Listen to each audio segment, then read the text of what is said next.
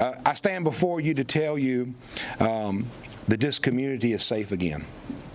We are extremely, unequivocally confident that we have the person who is responsible for these tragic crimes on these three churches.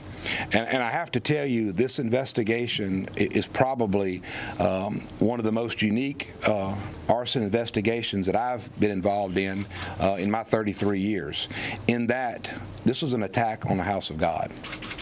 This was an attack on not just a place that people go on a weekly interval and worship. It's a place where they've had weddings. It's a place where they've had funerals. It's a place where generations, we're talking about buildings that were over 100 years old, where generations of families have been raised. So though the spirit is still strong, the landmark has been destroyed. We took that very seriously in this investigation, and as you hear about the things that we can talk about, you're going to understand about the passion of the investigators associated with this team. And in the end, you're going to learn that we had some very unique criminal investigators. They were called pastors, and I'll talk about them in the end. As the governor stated, 21-year-old Holden Matthews, who is a resident of Opelousas, has been arrested. He's been charged with state crimes by the state fire marshal's office, Louisiana revised statute 1452.1, 3 counts of simple arson on religious buildings. Each one of these charges have a maximum of 15-year penalty.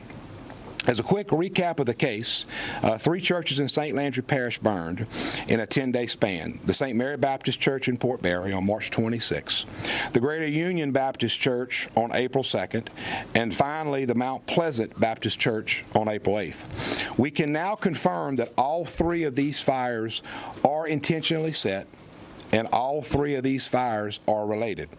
Several pieces of evidence, both physical from the scene and technological evidence, have confirmed that Matthews is the suspect.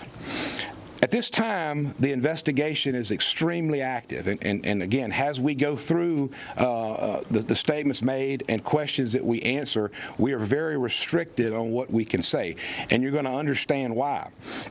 We're still vetting several motives. However, information that the investigators have uncovered is that Matthews had offered, through suggestions and connections, a relationship with a type of music called black metal and its association in history with church burnings in other parts of the world, which have been documented in movies and books.